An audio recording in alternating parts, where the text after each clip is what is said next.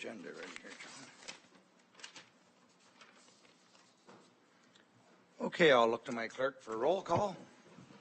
Your Worship, members, all members are present with the exception of Councillor Cabral, who is absent, and Councillor Brian Smith, who is absent. Joining today is alternate Councillor Joe Belanger. Okay, thank you. Is there anybody that has to leave early today? Not seeing any, so that's good. So now I will look for the approval of the agenda. Councillor Dolan. Thank you, Your Worship. Moved by myself and seconded by Councillor Miskimings that the agenda for the September 26, 2023 meeting of County Council be approved. Everybody's heard the motion. Any questions on the agenda? All in favor? That is carried. Thank you. Disclosure of pecuniary interest by any member of council. If you find yourself in that situation later, please declare it at that time. We have no presentations or deputations, so I'll look for the motion for the consent agenda. Councillor Burkett. Thank you. Good morning, Your Worship. Through you, moved by myself, second by Councillor Norcross, that the Council Communications and Proclamations September the 12th, 2023 to September the 25th, 2023, having given due consideration, be received. Any questions on those? I will have to confess the last one on my calendar I actually didn't make it to. So, so staff had already printed the agenda, so I will apologize. Can't remember which one it was, but I know I didn't make it. With that, everybody's heard the motion. All in favor? That is carried. Thank you. We are now on to adoption of the agenda. Deputy Warden Coghlan. Thank you. Good morning, Your Worship. Moved by myself and seconded by Councillor Locks that the following council minutes be confirmed and adopted and Committee of the Whole reports be confirmed. County Council minutes September 12th, 2023 and Committee of the Whole report September 12th, 2023. Everybody's heard the motion. Any questions on that? All in favor? That is carried. Thank you. Moving right along, I guess we're now down to the considerations of reports and Chair Cox. Moved by myself, second by Councillor Evans, that the performance management recommendations contained within the Committee of the Whole report dated September 12, 2023 be approved. Any items on performance? Oh, yes, Councillor Duke. Your Worship, I'd like to, Warden, I'd like to pull item CCW 2023-219, the high-level draft budget assumptions. Okay. We'll pull that for a separate discussion. On the rest of the agenda? Yeah. So all in favor? That is carried. So first time I've had to deal with this, John. You'll have to. I will pull that item now and go over to Councillor Duke, correct? First comments? Yes. Go ahead, Councillor. Or does Judith chair? Thank you, Warden. I just want to remind Council, I had a full discussion on this at the last meeting, and I talked about not being comfortable with the 5% increase at the budget level, so I sent out some documents to Council right after that meeting. It showed the CPI for the last 10 years, and so I was hoping, I had asked for a 3% instead of a 5%. Going through these chart, if everybody's looked at it, it shows in 2023's budget assumption that the CPI would be 3.7%. And I was hoping that we could amend that assumption, that budget assumption, to include a 3.7% instead of a 5%. Work towards a maximum of 3.7% budget increase for 2024 instead of a 5% budget assumption. So that's the motion you'd like to put on the floor then? I'd like to put that on the floor, Your Worship. I'm just waiting for it to get drafted. Do you have a seconder for that? We have a seconder, Councillor Sandu. Questions from the floor? Comments? Not seeing any. Yes, Councillor Dolan. Thank you. Through you, Your Worship, to General Manager Wilcox. With that type of a ceiling, could you, maybe it's not fair to ask this at this time, but do you have any ideas of what you might have to cut in order to reach that amount? Thank you. Through Your Worship. Go ahead, Trevor. Thank you.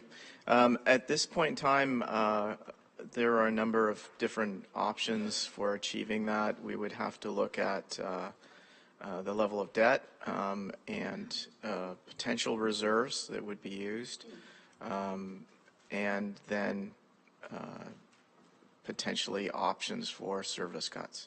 So all those would be considered in order to meet the requirement. Thank you. Just a question, Trevor. So if you did that, then you would need council support later to approve the cuts and or the drawing from reserves, would you not? Yes, Your Worship.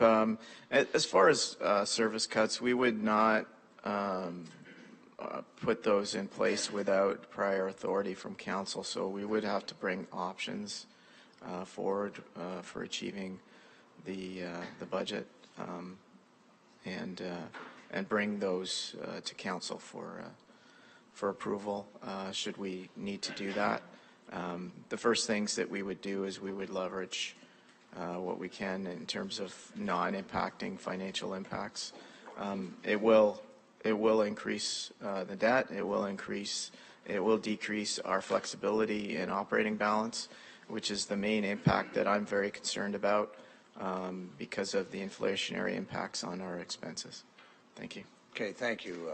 CAO Aiken, go ahead.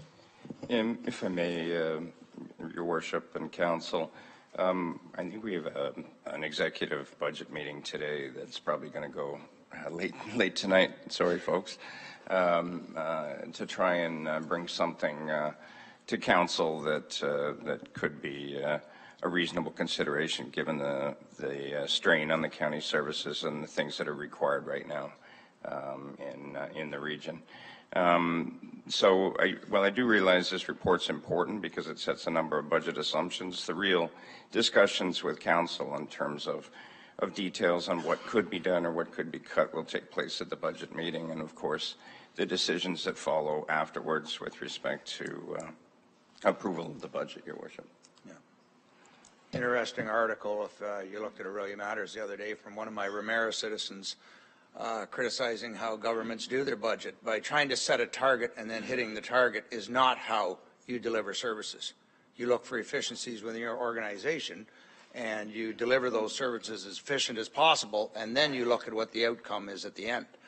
Too many times we focus on a percentage as opposed to delivering the services, and I think staff have it right that they're working out how to deliver the services the most economically way they can.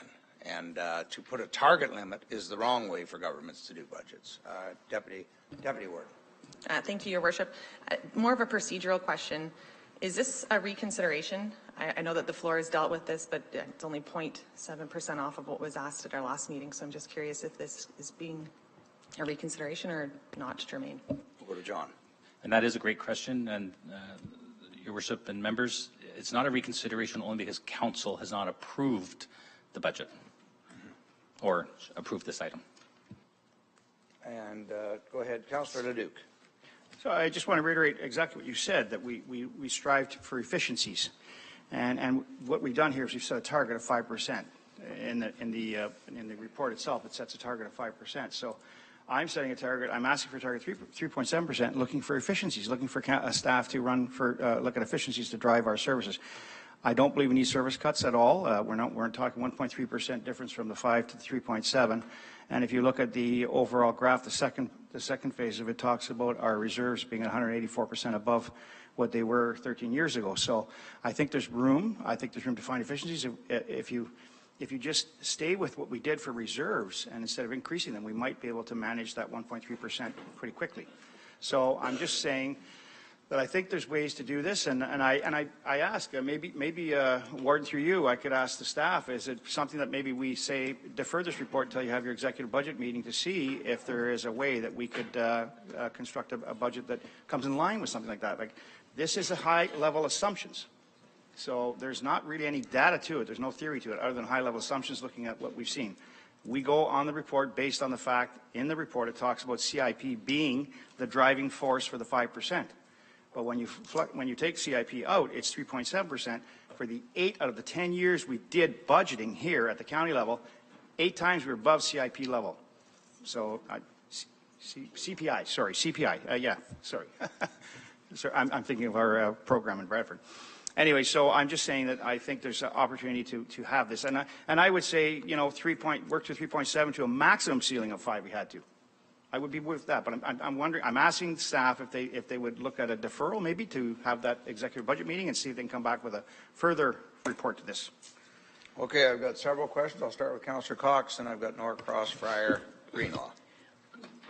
I understand exactly where you're coming from, but I also agree with what the warden said. and I clearly think the staff knows where we're going and where we want to be at. But I believe that that is something we do at our budget meeting. And the staff sitting here today are going to be having a budget meeting, and they are going to look for any deficiencies or any place they can have savings and bring it to for us for our budget meeting. So in my opinion, I think it's well-known fact that everybody doesn't want to go really high. And I think we have to leave it to staff, and then I think it's left to the floor of the county council at our budget meetings. Thank you. Councillor Norcross. Thank you, Worship. Through you. Total faith in the CAO and the executive management team that are up there. They advise they're going into their executive meeting this afternoon. Let's let them do their job, let them come back with suggestions and recommendations, and then we can do our job to bring it down to the final number that we were elected to do. So, Your Worship, unless there are procedural, whether I just move this motion or how do we go forward, I'll leave that up to you because I know there are other speakers. Thank you. Okay, I'll go to Councillor Fryer, Greenlaw. Thank you, Warden. I said this at the last meeting as well, that I do not look at the 5% as set in stone. I'm expecting that we're going to do everything we can to avoid that. I'm going to refer to the fact that I talked about how we're not identifying what the operational change is going to be and what the capital change is going to be. And if it's all going to be put towards operational and capital is going to suffer, then I'm going to have a problem with that. And so I'm going to refer to the Committee of the Whole agenda and the forecast, because I did want to bring this up when we were discussing the matter, but through you to the Treasurer, if I'm reading this right, we've spent 70% of the reserves in 2023. Is that correct? Through your Worship, I think you're referring to the committed amounts. Yeah. Yes, we have committed a significant portion of our reserves. The reason is some of the projects have been delayed or the timing has changed a little bit, but those are committed funds that council is committed to specific projects. So that's what that is meant to reflect. And then the true amount that's uncommitted, even though some of those are notionally committed, and I could speak to that when we review the report, for specific purposes, that gives you an idea of where we're sitting in terms of use of the reserves. Yeah. So just as a follow-up, that continues to put me in a position where I want to support what the staff are putting forward on the basis that it's not set in stone. We're going to work on it, and we're going to determine what the capital impact is going to be and what the operational impact is going to be. And I need to see all that before I can finalize what I want to see for a budget for next year. Thank you. Thank you. I got a procedure question here. Normally we bring forward the mover and the seconder from the Committee of the Whole, so I've got it moved by Councillor Fowler. I don't have a seconder. It's Cabral, and he's absent today. That's for the main motion, so I'll need a seconder for the main. Councillor Fryer, thank you. Just to, for efficiency's sake, is there anybody else who wants to speak in favor of the amendment? So then, you know what, if it's okay with councillors, I would call the vote at this time. So all in favor of the amendment? Opposed? Thank you. So now we will go back to the main motion, and could I get you to read it, John, because I don't have it in front of me. Through you, Your Worship, the recommendation from Committee of the Whole, September 12th, it's item 13.1, and it was related to item CCW 2023-219. The motion reads that the proposed draft budget assumptions and directions outlined in item CCW 2023-219, dated September 12th, 2023, be approved and incorporated in the 2024 County of Simcoe draft budget. Okay, on that motion, discussion, Councillor Leduc. Your Worship, I just look for a recorded vote, please, if you don't mind on this one. Absolutely. I will turn it over to my clerks, and if there's no other, we'll call the vote. Oh, any other? No, no hands.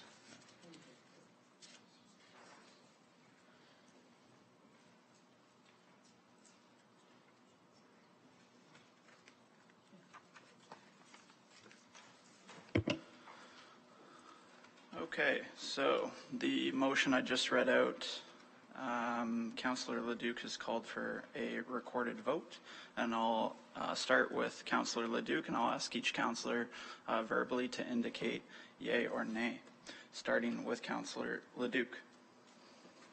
Nay. Councillor McDonald. Councillor McClellan. Councillor Measures. Councillor Miskimins. Yay. Councillor Norcross. In favor. Councillor Norris. In favor.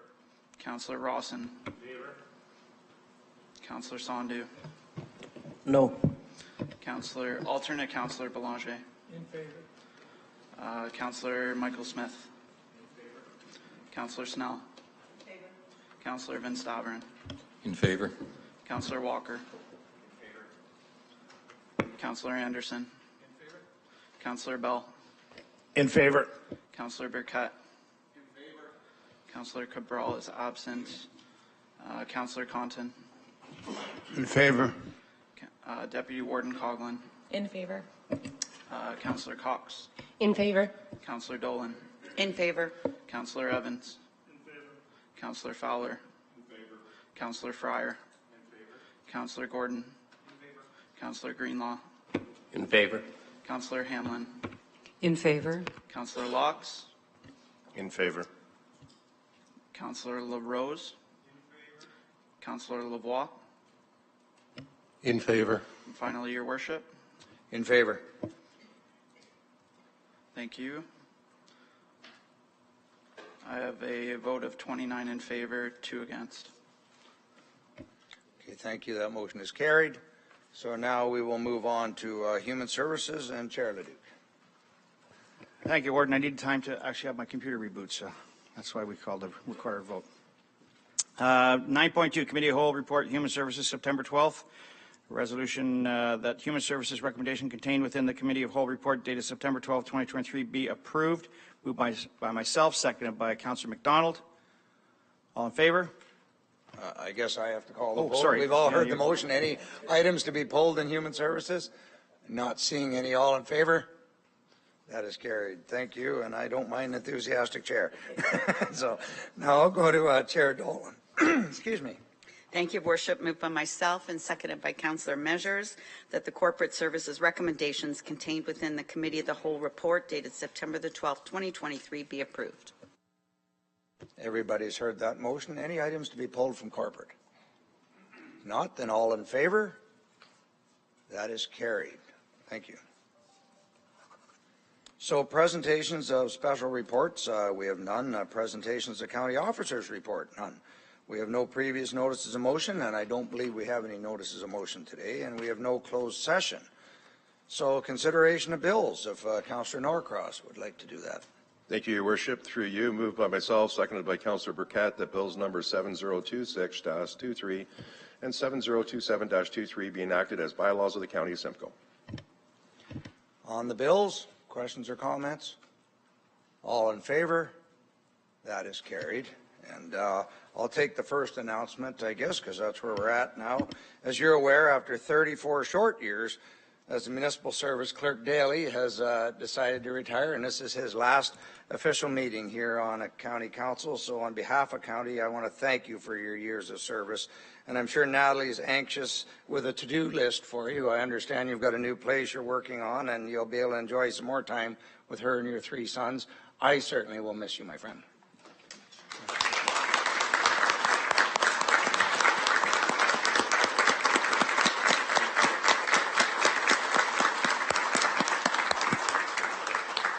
And I know Deputy Warden from your former life at Springwater would like to make a few comments.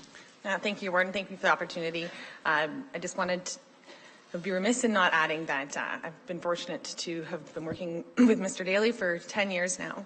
At the beginning of the first municipal election, he spent many hours, brought me into his office and gave me his mentorship and essentially a compass that has continued to lead me to this day, John. So I sincerely appreciate everything that you have done. And during that time, you had given me your own copy of Robert's Rules, and I will finally give it back to you today. So thank you for everything, John. I really appreciate it. Thank you. Do I have any other announcements or inquiries? Yes, Councillor Gordon. Thank you very much, Your Worship. I had the pleasure of attending, along with some of my peers here, at the awards banquet at Casino Rama this past week to honor and recognize the staff at Simcoe County that have got from 10 years to 35 years, as well as retirees that we couldn't honor throughout the pandemic years. And I have to tell you just how absolutely humbling it was to see that the number of staff and the tenure that we're able to keep here with staff who commit basically their entire adult working lives to this county and the betterment of the 500,000 people that we serve. So it was said that evening, but I just wanted to put on the floor today just how grateful I am, especially as a new county councillor, for the work that the staff do and the years and years and years of toil they do on behalf of our residents, and that they persevere as we cycle in and out of the electoral cycle, sometimes into politics, sometimes out of it. They persevere and keep the lights on and the home fires burning, and all the hard work that we're about to undertake to Councillor Leduc's point in the budget, trying to find the right mix between service delivery and the cost of delivering those services. So I just wanted to shout out and thank everybody that was in attendance that night, and those that couldn't make it. I'm sure there's a mechanism to get your pin and a handshake and a photo, but it certainly was a wonderful opportunity, so I wanted to thank the county for hosting that.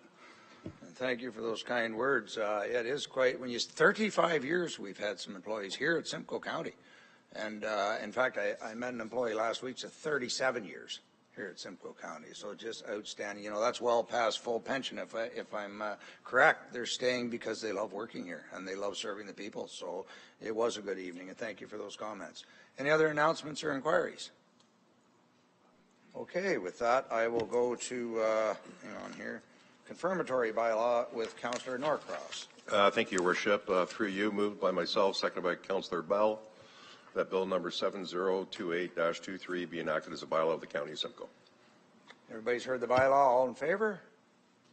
That is carried. And now I will look that the September 26, 2023 meeting of County Council be adjourned at 9:25. Moved by Councillor Fryer, second by Councillor Fowler. All in favor?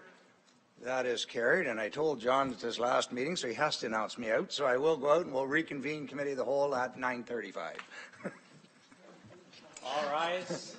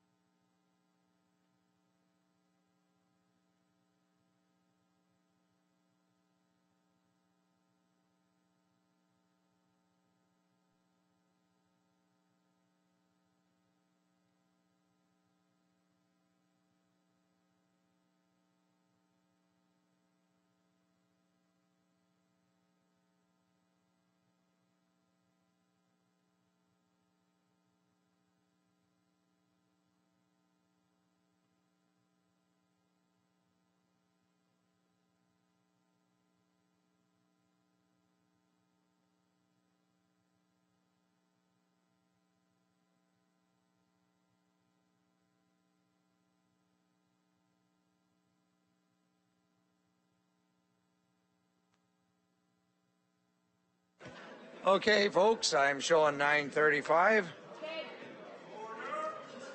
All right. So our city reps are, no, you don't. Yeah, we are in committee of the whole. Yeah, I'm not wearing the hat, so nobody has to stand. So I'll ask our county clerk for a roll call again. Worship members, all county councillors are in attendance with the exception of Councillor Capral, who has sent his regrets. Councillor Brian Smith. We have alternate Councillor Joe Belanger in attendance. Today we also have Aurelia Councillor Ralph Capola, Aurelia Councillor Durnford, Barrie Councillor Hamilton is absent, Aurelia Mayor McIsaac is present, Barrie Councillor McGusey is present, Barrie Mayor Nuttall is present, Barrie Councillor Riepma is present. Thank you. So now I'll go to Councillor Dolan for the agenda approval. Thank you, Your Worship. Moved by Councillor Greenlaw and seconded by Councillor Walker that the agenda for the September 26, 2023 meeting of the Committee of the Whole be approved. Any questions on the agenda? All in favor? That is carried. Do I have any disclosure of pecuniary interest for any member of council? Or I stumbled on that. And if you happen to find yourself in that situation later, please declare it at that time. So presentations and delegations, we have none. So I'll appoint Chair Cox to take performance management, please. Good morning. Agenda item 5.1, CCW 2023-231 Simcoe County Archives Bylaw Update. May I have a mover and seconder, please? Moved by Councillor Bell, second by Councillor Anderson, that item CCW 2023-231 dated September 26, 2023 regarding the Simcoe County Archives bylaw update be received and that the bylaw 3535 be repealed and replaced. Any questions, comments? Seeing none, all in favor? Thank you. 5.2, Simcoe County Archives operations in June to August 2023. Mover and a seconder, please. Moved by Councillor Locke, second by Deputy Warden Coghlan. That item CCW 2023-244 dated September 26, 2023 regarding the Simcoe County Archives operations in June to August 2023 be received. Any questions or comments? Seeing none, all in favor? Carried. Thank you. Thank you, Chair Cox. So now I'll go to Chairman Leduc for Human Services. Thank you, Warden, and I want to welcome our city reps here today with us for Human Services. So I'm into section 6, and we're moving right into 6.1, CCW 2023-202, the 2023 Newcomer Recognition Awards. Comments or questions, please? Councillor McClellan. Thank you, Chair. I'd just like to highlight a few things as the co-chair of the Local Immigration Partnership that were in the report. The 11th Annual Newcomer Recognition Awards will be held at the Heights Ski and Country Club on Thursday, October 26th. The Newcomer Recognition Awards ceremony celebrates the contributions of immigrant residents and organizations that support opportunities for the growing and changing demographics in Simcoe County. The awards are funded entirely through community sponsorship, so if you are a business or a municipality that's interested in sponsoring this event, please get in touch with Sandra Lee, our wonderful Manager of Community Services. I hope to see many of my fellow county councillors in attendance to witness firsthand the inspiring accomplishments of the newcomers right here in Simcoe County. Thank you. Thank you for that update and those comments, and I appreciate that very much. It's a great report and a great time to celebrate our immigration. So. Our Newcomers Awards. Any further comments or questions? So seeing none, may I have a mover? Moved by Councillor McClellan, seconded by Councillor Sandu. Questions or concerns? Seeing none, I will read it now that the following consent items have been given due consideration be received. So that's item 6.1 and 6.2, the Health and Emergency Services Performance Reporting Update Balance Scorecard. So that's the both of them, 6.1 and 6.2. I'm sorry, we commented 6.1, but it's both of them for the consent item. Questions on the second one? So seeing none, all in favor of 6.1 and 6.2? Thank you. Carried. We're into 7, Human Services Long-Term Care Committee of Management. We have 7.1, the Simcoe County Hospice Alliance funding request. Questions or concerns with this? It's a good program. We can see there's a good capital budget out there for all of our hospice houses. It's a very important aspect that we fund. All right, seeing none, may I move in a seconder, please? Moved by Councillor Cox, seconded by Councillor McDonald. I will read the motion that item CCW 2023-169 dated September 26, 2023 regarding Simcoe County Housing Alliance funding request be received, and the Simcoe County Hospice Alliance capital funding allocation for 2022 as outlined in CCW 2023-169 be approved. All in favor? Carried. Thank you. We're on to 7.2, one-time funding update long-term care. Questions or concerns with this? Seeing none, this is a one-time funding application. It's excellent to see. Mover and second for this, please. Moved by Councillor Van Stravern, seconded by Councillor Compton. That the item CCW 2023-240 dated September 26, 2023 regarding one-time funding update long-term care be received. All in favor? Carried. Thank you. We are into 7.3 National Seniors Day. I will turn it over to our General Manager, Jane Sinclair, to bring this up. There's a video for it. Thank you very much, Mr. Chair. I'm very pleased to introduce this video. It's part of a series that we kicked off earlier this year called It Takes a Village, and it profiles unique stories about our residents in our long-term care and senior services and the impact our services, our staff, and our volunteers have on their lives. So I hope you enjoy this short video today. And while we're setting up, it is very fitting with National Seniors Day coming up, October 1st, to profile the great care and activities that are happening in our long-term care and senior services. Thank you.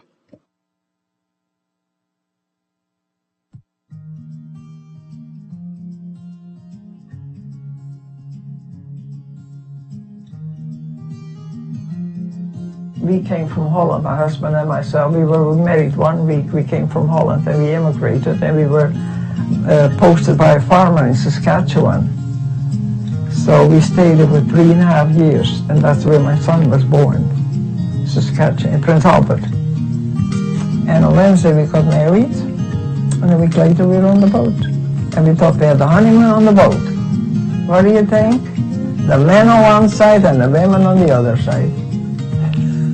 I never had a honeymoon. Oh, the Atlantic was so cold and rough. It was 8 to the 15th, you know. It was so cold and so cold. And it was a spring day when we got married, the 8th. It was a beautiful, the lilacs were blooming. April the 8th, the lilacs were blooming. It was gorgeous, absolutely gorgeous. And then you come with the cold. Anyways, we come in Halifax and there's snow. So what do you want? And we come in Prince Albert, there's even more snow. And I got crippled up with rheumatoid arthritis when I was about 58, 59. And it slowly got larger and larger. It started with my hands, and then with my feet, and then all over my body. And then I got 2 fingers left, a thumb and a finger. But I do a heck of a lot of knitting for somebody whose church is always listening for Christmas stuff, you know, and that's for Toronto, the church in Toronto. You know, everybody wants something to do. If I have the time, sometimes I can't even do things because the weather is stormy and you don't feel like doing anything. And I really don't do anything because I cannot do it either. But most of the time you just pick up and get going again. I've done a lot yesterday. You don't, you know, just, the body won't work all the time. Just take a book or do some puzzling or television. My son lived in Bradford and he knew about this building. I had never seen it, but he had been in it, and he said, "Mom, it is very nice and you will like it." So, and it is very nice. Yeah, you know, getting a lot of getting used to things, because I used to do everything myself, whatever. But no, it's pleasant.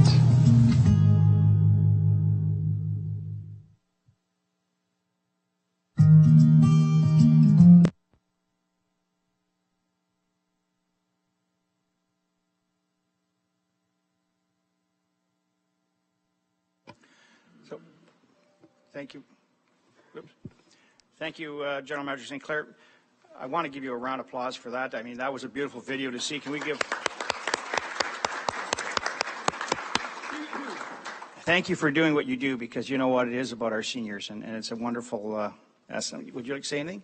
You want to comment or at all? I just want to thank you for what you do, and I tell you, our 4 seniors long-term care homes are fantastic.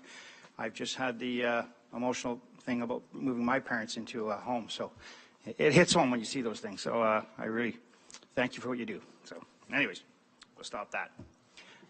Okay, so I have that on the floor, so I need a mover and a seconder. I'll ask our warden to move that, and a seconder by Councillor Fowler, that the item CCW 2023-241, dated September 26, 2023, regarding the National Seniors Day be received. All in favor? Carried. Good luck to our seniors. All right. Moving on to 7.4, Recruitment and Retention Initiative. Mover and a seconder for this, please. Moved by Mayor Nuttall. Seconded by Councillor Ripma. Just wanted to get you guys involved, bring you into the foray here.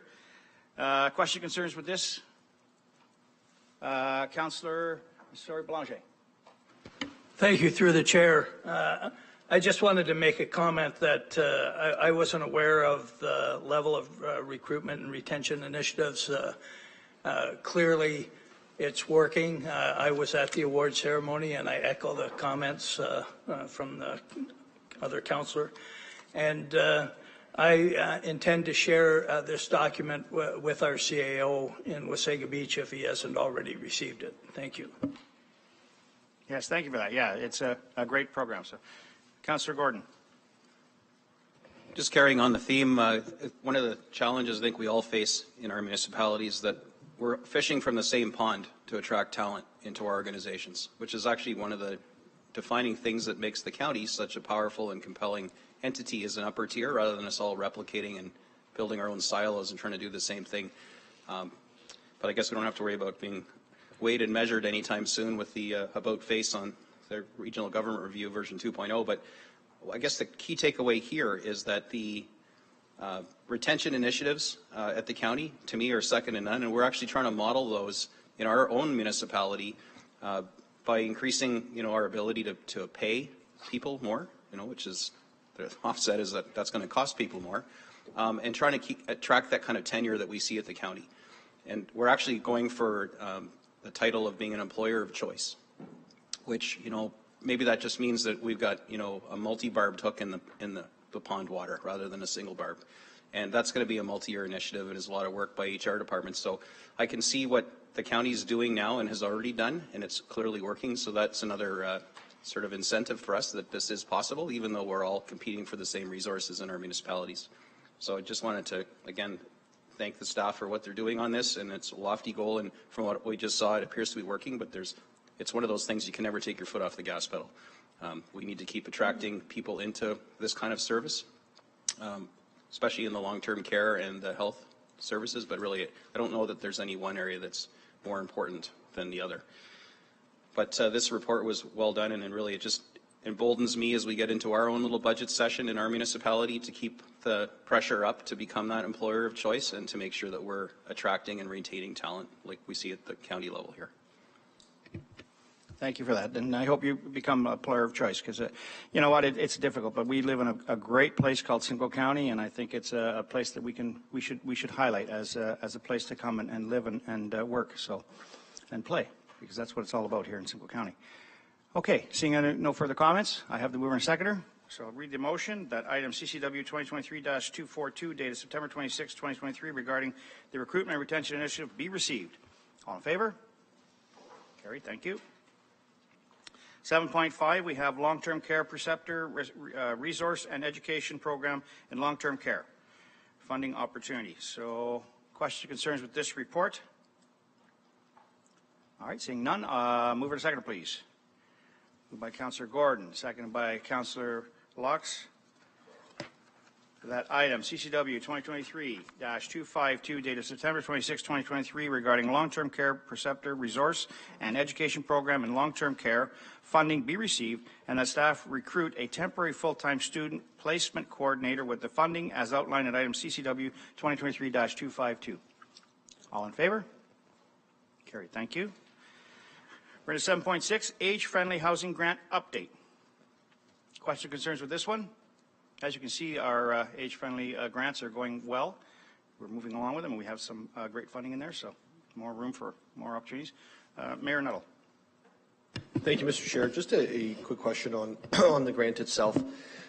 Is there a qualification related to living in the county prior to receiving, or is it based on the end unit being inside the county? I will look to our director, our general manager, sorry. Thank you very much, Mr. Chair. To qualify for the housing grant, you must reside, the home must reside within one of the 16 county municipalities.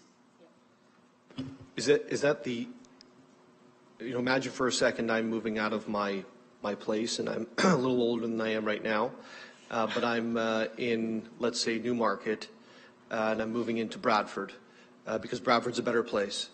Would I, in that scenario, would I qualify, or would I have to have lived in Bradford first in order to qualify to get the grant in Bradford? Through you, Mr. Chair. If the individual, the intent of the housing program is actually to keep seniors in their home. So typically the applicants we receive, it's the home that they're residing in, and they need ramps, or they need some modifications in their bathroom. They need some type of adjustments to their home so that they can stay there. So that's kind of the intent around it.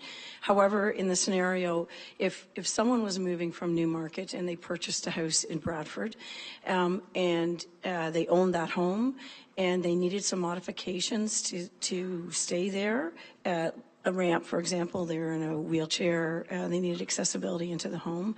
And the home was in Bradford, that's where they're residing, then they would qualify. But I have to say, most of the applicants, we've had hundreds and hundreds of applicants with this program, have been those individuals that actually already live in the county, and need some type of adjustment so they can literally age in place and stay in their home. Thank you. Yes, thank you for those questions. And it's sad because I qualify for this program, and I'm going a full bathroom renovation, and I forgot to apply. So, so I stress to everybody, if you know anybody in your residency area, in your communities that are doing anything like that, please promote this program, because it is a good program.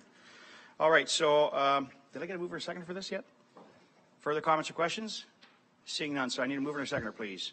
Moved by Councillor Fryer and seconded by Councillor Smith.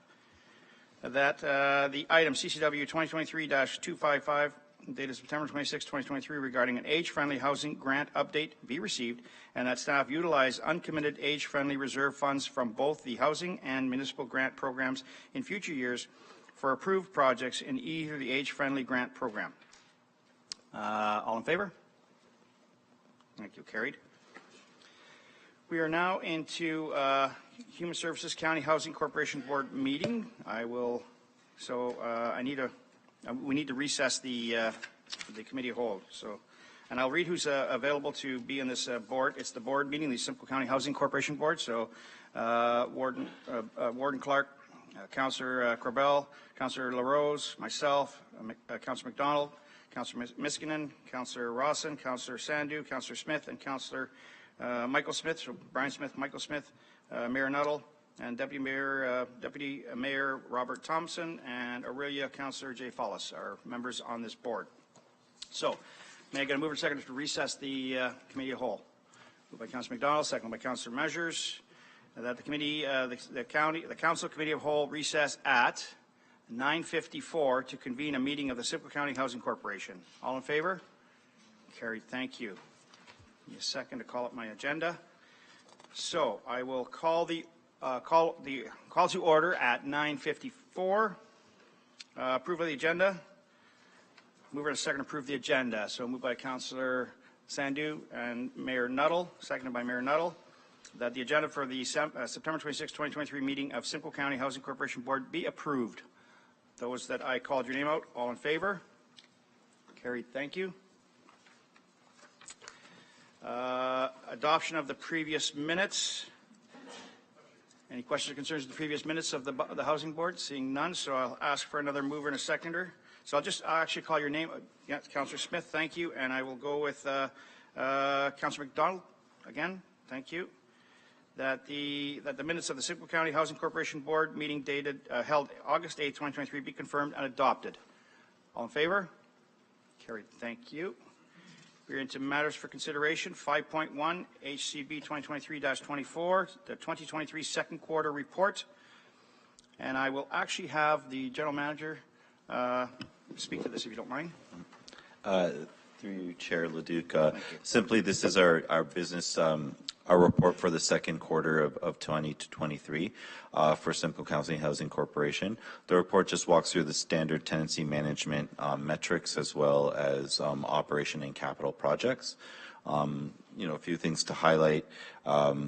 We're projecting to be under budget by $100,000, and that's a combination of many different offsets to get there. And then on the capital side, we're slightly over projecting at $28,000, and that's just because of rising costs and inflationary costs and some labor shortages that have taken some of the projects a little bit longer, but very close to balancing on both sides.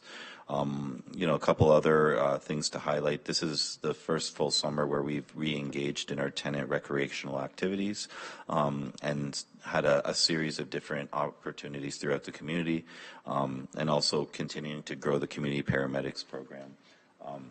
That's supporting many residents and tenants across the county. Other than that, it's a pretty straightforward report. Just we're obligated to provide quarterly reports to the board. Thank you. Thank you, General Manager. Any questions or concerns with it? So I will ask Councillor Rawson and Councillor LaRose to move and second it, please. All in favor? Carried. Thank you. Okay, we are into 5.2, HCB 2023-234, Simcoe County Housing Corporation Orillia lease up. And again, I will ask our General Manager to speak to that. Thank you. Thank you, Chair Leduc. This report's a little bit more interesting only because it's mapping out our opening of the new Orillia build that's happening, that will begin to happen throughout the end of this year and the first quarter of next year.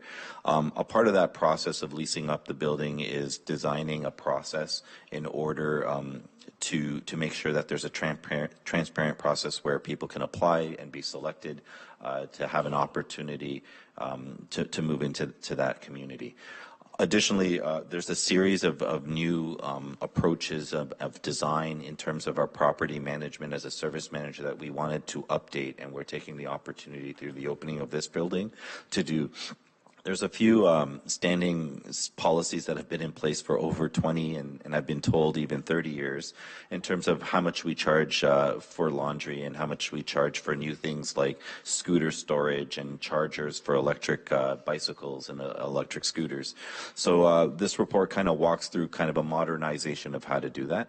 And most importantly, what we're introducing in this report for this community is a mixed income community model where we're balancing 80% of the building at different levels of affordability, with 10% of it going towards our Housing First clients, would be a deeper subsidy.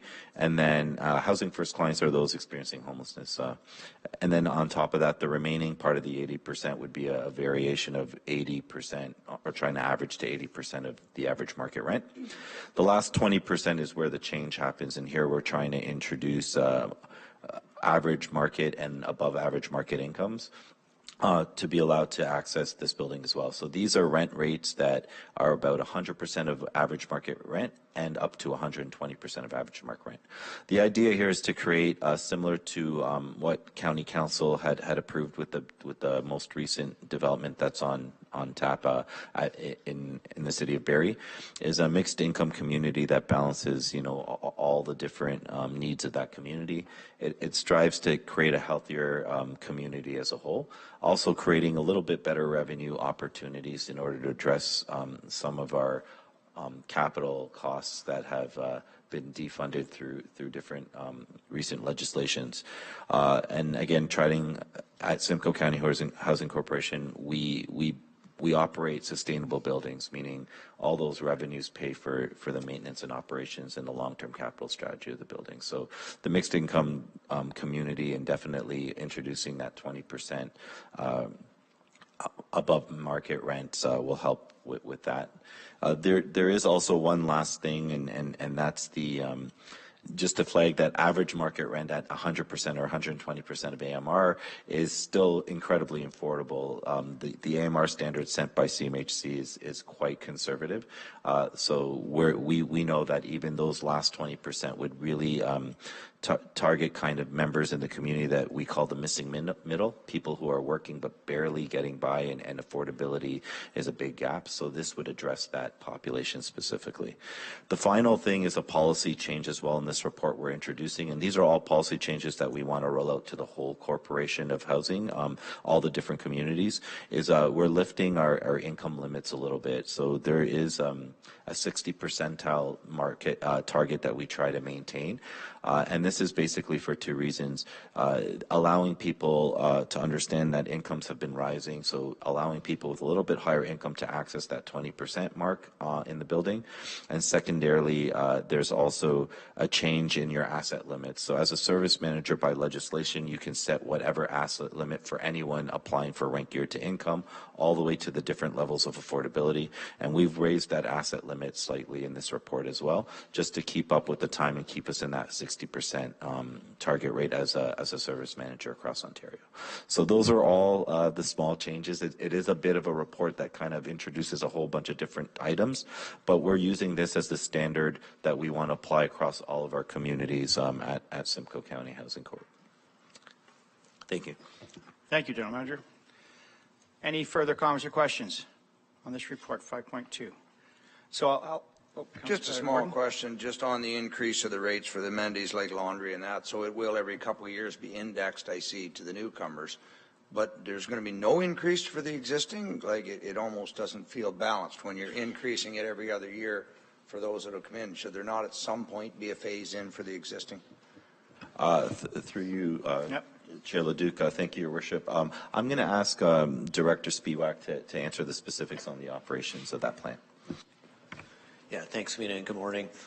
Through the board chair, the laundry fee is a condition of their lease, and so you cannot change the lease. So when that person signed their lease, if it was a $6 laundry charge, then until they would ever get a new lease, if they went somewhere else, that $6 laundry charge remains. Thank you, and I'm glad to see that now we're incorporating inflation into those. Thank you. Great question, Warden. Thank you very much. Further comments or questions? I have actually, yeah, we can take questions from somebody else. Okay, thank you. Councillor Sapola. Yeah. Thank you for taking my question, Mr. Chair. Just a question. Do we know what the monthly rates are going to be for market rent and for rent geared to income? Do we know what they're going to be approximately? General Manager? Through you, Chair, I'm going to again direct this question to Director Spiewak. Yeah, thank you. And through the board chair again, we do have the CMHC numbers for this year. So just to give you an idea, I'll just quote one bedrooms. Again, we'll be here quite a while if I go through the entire matrix of prices. But a one bedroom at 100 AMR would be $867 for a bachelor and $1,147 for a one bedroom.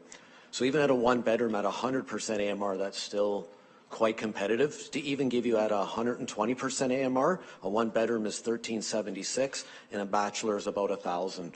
Where we're typically seeing in the neighborhood of around $2,000 or slightly over $2,000 for a one bedroom in our larger urban areas. So it is still quite very competitive. I think the other point we should make is that even though the affordable units we're charging 80 AMR, that doesn't mean the tenants are actually paying the 80 AMR. So the other thing to remember is a lot of the tenants, especially Housing First tenants, are getting other supplements from agencies. So the Simcoe Housing Corporation, yes, is getting rent revenue or receiving an 80% AMR, but the actual tenant, especially those vulnerable tenants, they might only be paying a few $100s a month, and then they're getting topped up on that rent from the various other programs that are out there to ensure that affordability for them. So I think that's probably important to note as well, that we're not actually, creating a crisis for some of the more vulnerable or some of the more low-income tenants coming into the building. Thank you. General Manager?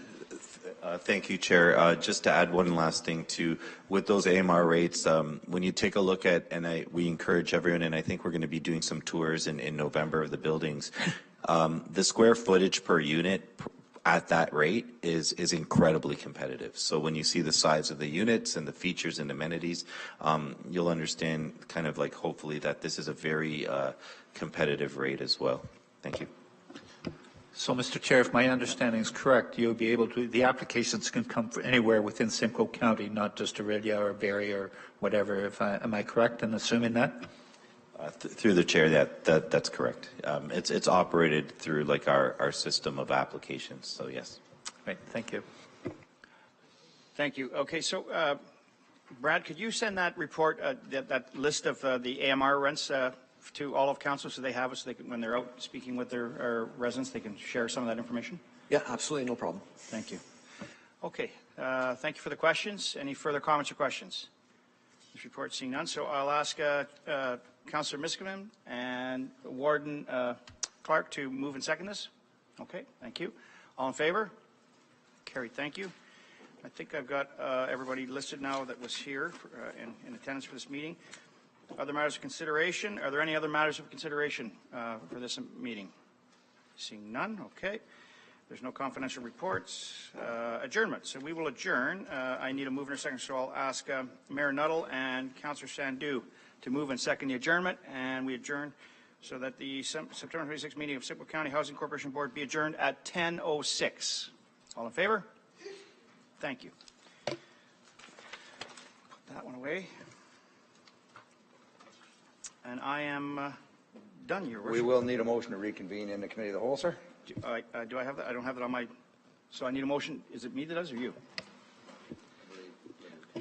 Me? You can take care of that, sir. That Committee of the Whole reconvene at 10:06. 10:06. You need a mover and a seconder. I need a mover and a seconder for this, please. Councillor Measures and Councillor Evans, seconded. All in favor? Carried. Thank you. Thank you, Chair Leduc, and I will turn it over to Chair Dolan, sorry, Lynn, for corporate. Thank you, Your Worship. So we're on item 10.1. That is the County Forest Land Acquisition Current Practice and Policy Update. Are there any questions or comments on that report? Seeing none, could I ask for a mover and a seconder, please? Moved by Councillor Locke, seconded by Councillor McClellan.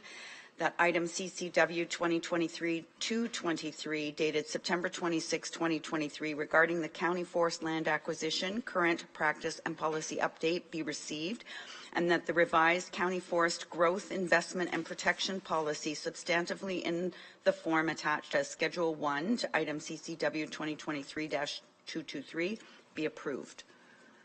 All those in favor? Any opposed? That's carried. Next is item number 11, other matters for consideration, and that is the Economic Development Subcommittee report from September the 12th. Questions or comments on that report? Councillor Snell. Thank you, Chair. Through you. This was a great report, and I was just wondering, when we were at the event on Saturday, the Deputy Warden and I were chatting about an idea that might be suited for this committee, and it would be sort of fall in love with Simcoe County.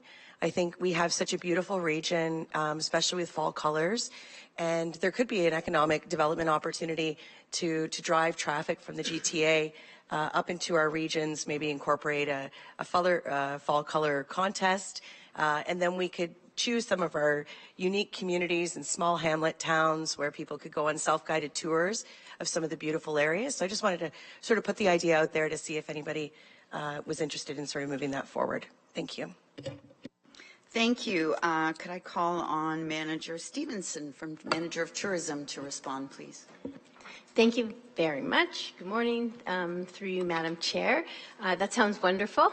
Tourism Simcoe County is here to always partner with our stakeholders, our municipalities, our operators, so we would love to get together. We are planning a full fall digital campaign at the moment, so we're always happy to take any suggestions so we can sort of connect after and we can make that happen without any problem. Thank you. Any other questions or comments on the economic development report? Seeing none, can I ask that it be moved by Councillor Snell and seconded by Councillor MacDonald that the recommendations contained within the Economic Development Subcommittee report dated September the 12th, 2023 be approved? All those in favor? Any contrary? That is carried. Pass it back to you, Warden. Thank you, Chair Dolan. And see what happens when people take a drive through Ramera. They all get inspired. So I would suggest everybody take a drive through Ramera in the next coming weeks. So I will now turn it over to Chair Cox. Okay, 12.1. Regular meeting schedule for 2024. May I have a mover and a seconder, please? Moved by Councillor Norcross, seconded by Councillor Fowler. Any questions or comments? Oh, I'm going to make one then. I was talking to the Councillor Snell at the on Saturday night, and she was asking a question about hybrid meetings. And if there was a county councillor away so far we've got January and February because of weather, but if someone was away or had to be away in March, April, May, could they Zoom in so that they don't miss the meeting? Go ahead. Through the chair, currently, no, only because of the size of the council chamber and our audio and acoustics. However, council did approve an upgrade, a renovation to the council chamber, and we are, it is out for an RFP currently, so we're tackling that issue. So once that happens, then it could happen in the future? I would hope that the technology that's installed will facilitate that. Again, this room is larger than most other council chambers, and the acoustics is really the most significant impact. But the goal is to install technology that would facilitate hybrid meetings, as well as fully hybrid meetings. Thank you very much. Councillor Snell. Sorry, thank you, Chair. Just as a follow-up, at the school board, which is even a larger space as well in their board space, what they did was they rolled out a TV, large TV, and we were able to see online members in that format. Has that been considered as well? Thank you. Go ahead. Yes, thank you for that input. And the issue isn't actually being able to see you. It's being able to hear you in this room and you hear others without the extreme feedback. And it's a lot of the acoustics come from up here into these microphones, and it reverberates and so forth. We have, again, experienced that in the past, and if it was an easy option, we would have chosen the easy path. But again, we're hoping to have greater technology and better placement of sound systems coming forward. Warden Clark? Yeah, just on that, I know when we do one, even when we're in the room together, Zoom, we have to be very careful whose microphone is on, whether it's John's or mine, because the feedback, then nobody can hear. So yeah, if you notice, April, we've gone to the 5th Tuesday because of one of the conferences. So just have in mind that does throw your calendars off when you don't think of it ahead of time to update your calendar when you're used to the 2nd and 4th. And again, this is an experiment, January, February, of going to a Zoom platform because of the weather, but certainly would like your feedback, if not now, then at that time. Because I'm kind of a like to meet in person guy, but you've got to remember, we do live in Canada, so. Clerk Daly. Your Worship, thank you for highlighting the meeting in April. It is also a change in January as well, and that's because of Roma. But however, we are keeping County Council business on Tuesdays as best we can. Okay. Councillor Evans and Councillor Dolan. Thank you, Chair. To follow up on the Warden's comments, I have some serious concerns with regards to us moving to virtual meetings for the whole months of January and February. Yes, we do live in a winter climate. We've been living in a winter climate all our lives, and so do our constituents. And our constituents have to drive to work regardless of if it's snowing or not.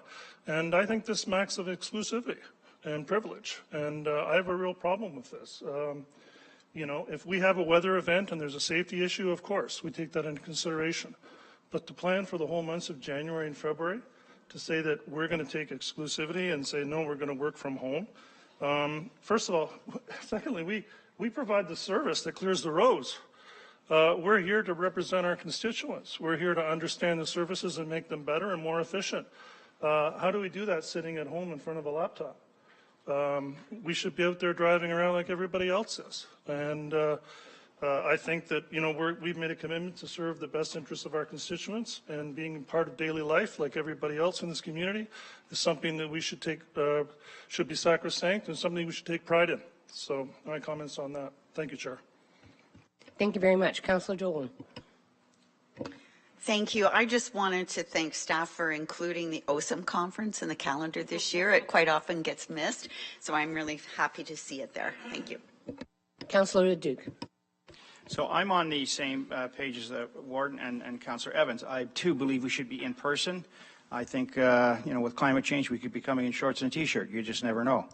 So I think if it's not a snowstorm, I think we should be here in the chamber. I believe in being in person and doing meetings that way. It's our responsibility. So I cannot support the virtual meetings. I understand if we need to go to virtual, it's our option. It's there. The Warden can certainly change that to virtual. But I do think it has to be in person. And I think you made great points, Councillor Evan, about we need to be out there driving our roads to make sure that our roads are done to the standard we want, that we were trying to achieve. So I buy snow tires for a reason, so that I can drive with in the winter. So I don't believe in the virtual, so I will leave it to council. It's at the committee whole, and if there's changes to be made, I can certainly motion that we go to in-person in January and February. I would like to amend that to include those as in-person unless the Warden deems it fit to go to virtual. So. Okay. Do you have a seconder? Councillor Evans. So the clerk will read out the amendment.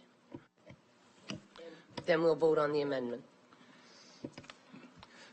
So through the chair, you do have your main motion essentially approving the 2024 schedule. However, you have amendment in front of you that the January and February 2024 meetings be held in person. So that would be the amendment essentially. Yep. So we will vote on the amendment first. Okay. Yes. Councillor Measures. Thank you. I'd like to speak to the amendment with a question to the clerk and your worship. Certainly in the past, there has been a meeting that was intended to be in person and was moved to virtual as a result of a significant weather event that was happening right across the county. So just some clarity, who makes that call that we change from in person to virtual? Myself and the clerk will debate that and make that call. And actually, I believe we've improved the technology now that can be done through a text, because the trouble with emails, when you send it out, a lot of people, as you know, you get up early to come here, you don't maybe read your emails before you leave home. So that's something we want to improve on. So if I make the call early in the morning, bang, everybody gets a text, move to a virtual platform. So that's what we were hoping to do if we're meeting in person, and I have to call it for some reason. Because unfortunately, the last one I called, big storm never happened. It was the night before I made the call, and then turned out to be, I was down here, it was a beautiful day. Right. If I can just add a quick supplemental, and that is that I do appreciate that weather events can deter members from attending, staff from attending. I'd be more interested, though, in actually the ability for any of the public to attend. We don't generally have a large public audience here anyway in the gallery. However, certainly I would expect that there's many, many people watching online even right now. But I think that the choice to have that ability through sort of an executive decision with consultation with staff between the warden and the clerk, perhaps the CAO, we all have a respect and understanding as to why that decision making can be done. My concern, again, is also the timing of it. If you send it out let's say 6 o'clock, 7 o'clock, that's plenty time, I guess, to make that decision. The challenge there might be that members may not be prepared for that. They might be prepared to come here. So I don't know. It's difficult, and I appreciate you making those decisions, Your Worship. Okay, any other questions? Councillor Norcross. Thank you, through you, Madam Chair. Just a point of clarification, did we have a report on our last council committee meeting on reducing greenhouse gases, trying to reduce our carbon footprint, doing everything we can to help protect the environment? I just wanted to point that out there, and I think we unanimously accepted that we're going to do everything we can to reduce our carbon footprint. So I understand where the members of the House are coming, but I think, seriously, you got to put some faith in the fact that we're going to do all we can. If we can take maybe 50 cars off the road twice in a month, that's probably not a bad thing. Thank you. Thank you very much for that. Are there any other questions? Yes. We'll go with Councillor Gordon, Councillor Smith. Oh, okay, I got you. Councillor, okay. Hamlin, and then Councillor Smith. Thank you. You know, this is, you know, I'm glad we're having the discussion, and I don't feel like I'm, you know, contrary to, I think I heard a view that maybe we're not stepping up to the plate by not wanting to drive here in January and February. And I'll just say I drive from Collingwood, and it's a 45-minute drive, and I know in January and February I can hit 2 or 3 different weather systems driving here, and I've been in, you know, below, you know, totally invisible snow conditions in, you know, part of Clearview, get into Angus, it's fine, and halfway here I can't see again. So, and I don't feel like I've got good snow tires. I have a reliable car. I don't feel it's a question, you know, I can't get here. I can always get here. But why should we, you know, be subjecting ourselves to that in January and February? I have found that councils are just as effective, you know, virtually. People always get their point across. None of us are shrinking violets. And I wouldn't want to go permanent. Virtual in, you know, for this, but I think January and February is a bit of a common sense approach. A lot of our staff are working virtually, you know, a lot of the time, and I just think it's a sensible solution, and I'll support it. Thank you. Thank you very much. Councillor Smith? Thank you. I just had one small housekeeping thing. In case anyone is as attached to calendars as I am, FCM is actually in June. It's on the calendar in May. If anyone wanted to go vote or do anything like that, I was just wanted to point out that it is in June. Thank you very much. Councillor Bell. Yeah, I just wanted a couple of quick comments. One, it doesn't matter to me. I'm in Barrie anyway, so it's fairly easy for me to come here. But I do believe we get kilometer reimbursement. So when you're talking about saving money and how we cut out of the budget, here's 4 meetings we're not paying 32 people to drive here for. So we've got to be mindful of that. And flu season, cold season, it might make it easier for people to attend. Just in consideration. Thank you. Councillor Snow. Thank you, Chair. I was just curious if someone could speak to the rationale of why this is being suggested as a change before we even consider a motion or voting on a motion to change it. I'd like to hear from staff on why they thought taking the break in the wintertime would be a good thought. Thank you very much. Who would like to speak to that? Jonathan, thank you. Thank you, Madam Chair. The reason, first and foremost, as outlined in the report, I think is weather. Secondary to that, I think it was put in the report to, you know, put to the council floor here to make a decision. At the end of the day, having, I think, some predictability in the schedule is a good thing for this council, for staff, and for the public. And so having just sort of a set schedule as opposed to, you know, potentially going in person or virtual on as sort of a last minute decision isn't ideal. And so, you know, I'd say first and foremost weather. Secondary, there's some benefits, some cost savings. Those considerations are secondary, and we just thought it was worth making, you know, the recommendation to do that and have the conversation here on the council floor. At the end of the day, it's council's decision, I'd say. Thank you very much. Any more questions or comments? Okay. Oh, sorry, Councillor Gordon. Sorry, just a quick one. This, I mean, obviously, the sooner we go hybrid, this becomes a moot point, right? If there's a part of the county where it's snowmageddon, then, you know, those councillors can remote in, and the rest of us can drive because it's like this, you know, out during the day. So I get the RFPs out. Is the goal to have this, whatever the new system is, installed this term, this year? Like, when can we look forward to going fully hybrid? Because that might help. You know, we won't get into the mechanics of monkeying with the system if we know that, you know, in 8 months from now, it's moot and we're going to be able to be hybrid anyway. Go ahead. Thank you. Through the chair, regretfully, I don't have the closing date of the RFP, but it is certainly your term of council. That's the goal. Okay. Thank you. I think we've had a good discussion. There are definitely pros and cons. So I will get the clerk to read the motion one more time, and then we will vote on it. Thank you. Chair and members, you do have the amendment moved by Councillor Leduc, seconded by Councillor Evans. Again, I'll piece it together with the main motion just for the benefit of everyone in context. That's subject to amendments as may be provided by the procedure bylaw, that the 2024 schedule of regular meetings as generally outlined in item CCW 2023-197 with in-person meetings in January and February be approved. So the amendment is January and February meetings in 2024 being in person. So you're voting on the amendment. Okay, everyone clear on that? All in favor?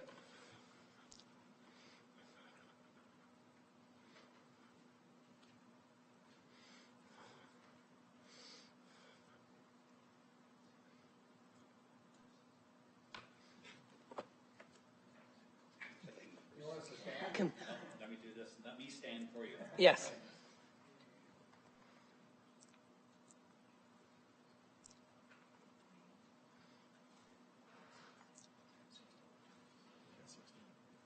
I'm not counting.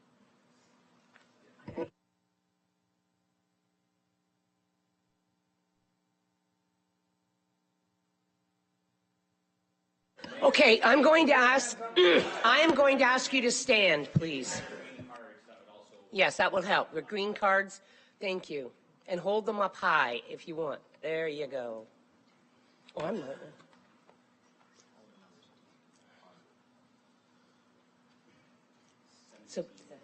So this means that we would meet in person on January and February, right? Yes. If we go. Okay, opposed?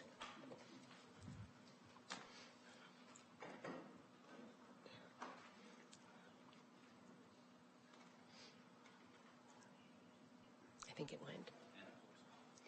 Okay. Okay, that was carried. Now we'll go to the main motion. I need a mover and a seconder. No? You have originally Councillor Norcross and Councillor Fowler on the motion as amended now. Okay, all in favor? The main motion as amended. Oh, I'm not.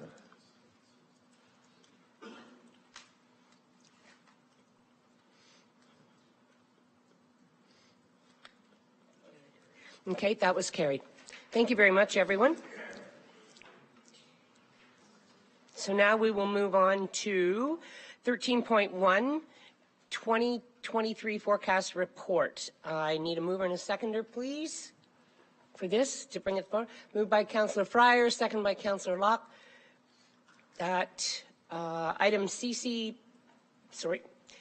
that subject deliberations in the affirmative, that item CCW 2023-226 dated September 26 regarding 2023 forecast report be approved. Questions, comments? Councillor Fryer. Thank you, Chair Cox. And just maybe carrying on with the thought I brought up before, and I just asked the Treasurer for a general observation. You talked about the $57 million being, some of it's even kind of quasi-committed. So I just wanted a reflection from you on how you feel about that balance of uncommitted in comparative to historical and the needs basis going forward.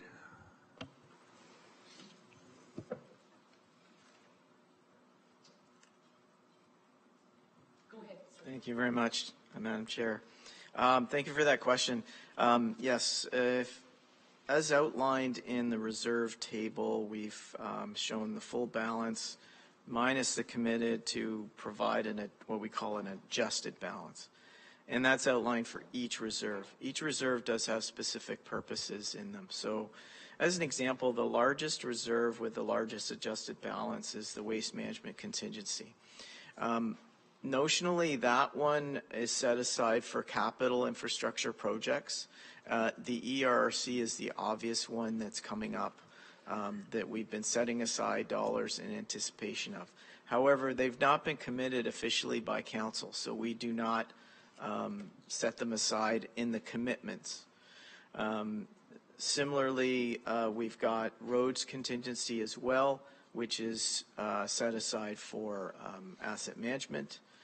economic development initiatives that may come up. So those dollars have not been specifically committed. Social services, those have been set aside in anticipation of nonprofit provider loans. So the reserves really that is not with a specific purpose is the general contingency reserve. That's the one that we generally have if general pieces in nature, strategic initiatives, things like that come up. That amount is not out of line. It's very much in line with what we've been kind of maintaining in terms of the order of magnitude. That one kind of bumps around with some of the initiatives that we've done. As an example, we purchased some land for strategic purpose. We used that for, I believe, the land for social housing as an example in Barrie. We've used it for other things. So while the $57 million seems rather large when you look at a whole, there is intent for those dollars that are set aside or in those reserves. There's guidelines for each of those reserves in terms of what of those can be turned to. Now, Council, at their option, does have the ability to change that. We will take direction from you in terms of how that's done, because that's why we've noted the commitments have Council direction. They have specific direction on where those dollars are going to be spent. The adjusted balance has not received specific Council direction, but I speak to it as notionally directed because of the nature of those reserves that we have. I hope that helps, Councillor. Thank you, Chair Cox, and that's helpful for preparation for budget. I did have one other specific question, if I could, on page 19 in regards to tax write-offs. I noticed that in 2022 it was dramatically below historical, and 2023 the forecast is more up into the average. I just wondered if you could give some observation about that situation as well. Go ahead. Certainly, I'd ask our Treasurer, Leland Sibic, to take that one. Thank you. Thank you. Through the chair, excuse me. Tax write-offs, we do budget for it based on 5-year average or 5-year trend with the tax write-offs, and in previous years they do move up and down based on the general activity for that specific year. What we're forecasting is what anticipated at this time. Supplementary taxes as well as tax write-offs are determined at year-end based on each municipality's confirmations and reconciliations. Is that okay, Councillor Fryer? Thank you. Any other questions or comments? Seeing none. All in favor? Carried. 14.1, letter from the Town of Midland regarding request to join the Simcoe County Joint Accessibility. Mover and a seconder, please. Moved by Councillor Gordon, second by Councillor Minsking. Sorry, last name. Here we go.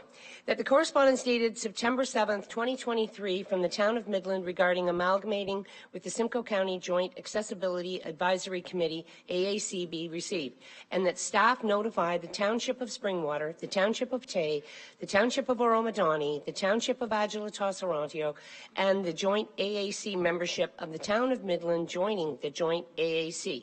And that staff update the joint AAC terms of reference to include a Town of Midland citizen representative who shall be a person with a disability to ensure that a majority of the joint AAC members are persons with disabilities in compliance with Section 29(3) of the Accessibility for Ontarians with Disabilities Act 2001, and that the representation on the joint AAC be revisited with participating municipalities prior to the 2026 to 2030 term of council. Any questions? Councillor Gordon.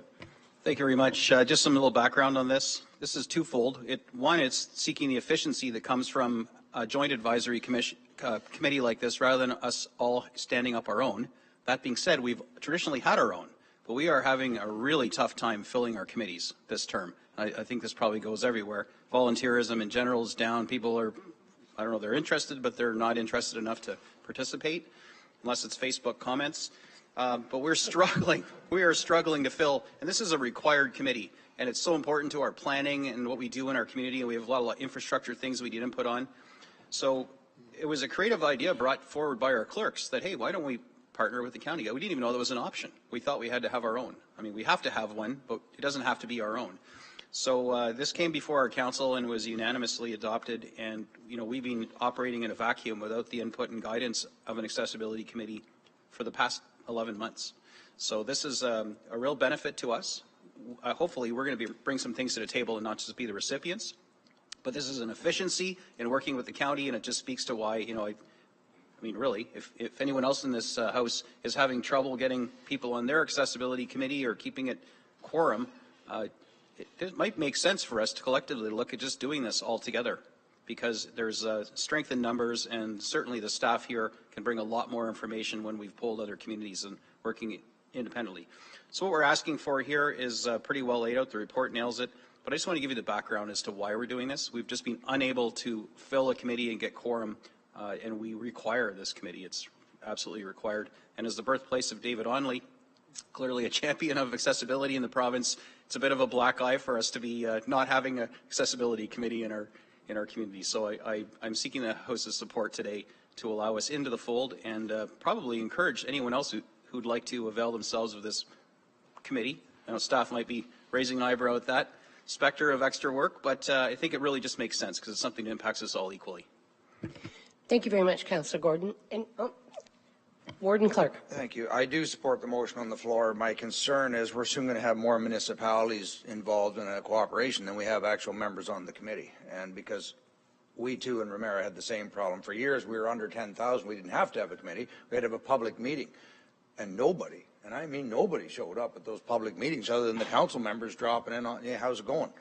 And I think there has to come a point we reach out to the province and say, you need to amend the Ontario's Disability Act, that, we have to make a call for volunteers. But if there's no interest, why are you forcing us down this road where, like Ramera, I think we're partnered with Severn, are we not? Because we're in the same boat.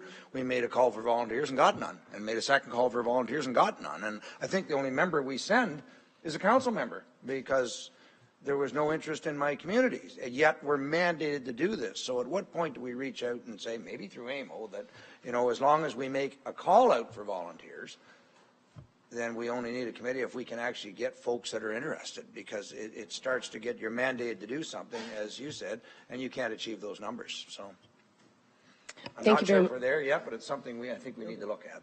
Thank you very much. Councillor MacDonald. Thank you, Chair. In ESO, what happened is that we were experiencing somewhat that, and a bunch of smaller committees. And so what we did is we amalgamated them together. Ones that were that would also have accessibility that would occur in each one of those, and it's working out very well. So we have a mega committee instead, and we found that worked better. And we feel that we can run a township with 5, so we only picked 5. Thank you. Councillor Gordon. Just some follow-up on that. That's a good point. This term, to try and attract more people, we actually tried amalgamating the accessibility committee with our seniors committee, thinking, well, this is going to be better because we're having trouble attracting. There are a lot of synergies and commonality in accessibility and seniors, but not exclusively. And we still didn't get the numbers, and we're still struggling to even form our seniors committee. So we, reversed that decision, split these apart, seeking the ability to join with the county for what we have to have. And the seniors committee, we don't have to have, although 50% of our residents are seniors, so I would argue we need it. So we're still struggling in that part, but I'm really happy that's worked for you in your municipality. We are struggling to even get our seniors committee going, but we didn't want to let that bog down the process of getting accessibility spun up. Okay, thank you very much. Any other comments? Seeing none, all in favor? Thank you very much. Next, 14.2 and 14.3. Mover and a seconder for the bursary report. Moved by Councillor Bell, seconded by Councillor Fryer, that the recommendations contained within the bursary committee reports dated September 19th, 2023 be approved.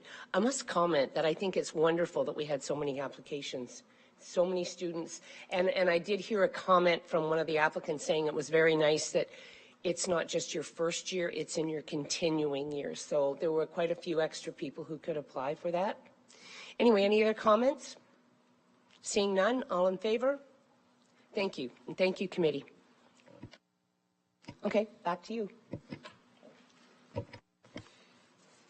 Caught me sleeping at the wheel here, Chair. Just let me see where I am on my... I did remember, though, it was the bursary committee that was in my calendar that I actually didn't make it to, so I apologize. I'm not on the committee, but I do sit as a XO if I can make it. So closed session.